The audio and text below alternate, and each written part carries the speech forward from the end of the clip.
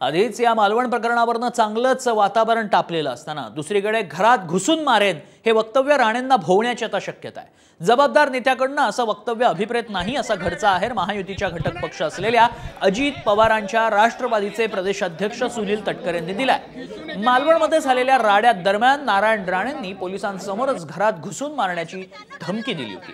मात्र महाराष्ट्राच्या संस्कृतीला हे शोभणारं नाही अशी कानउघडणीच तटकरे करतात। घरात खेचून एकेकाला रात्रभर मारून टाकेल, सोडणार पोलिसांविरुद्ध असहकार्य असेल आणि त्यांना येऊ दे, तुम्ही त्यांना आमच्या अंगावर जायला परवानगी द्या। मी बघतो घरात खेचून एकेकाला रात्रभर मारून टाकेल, सोडणार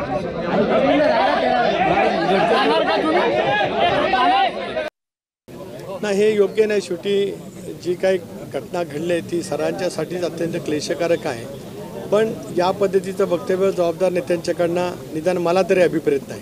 महाराष्ट्राच्या विचारधारेला, महाराष्ट्राच्या संस्कृतीला हे अभिप्रेत नाही।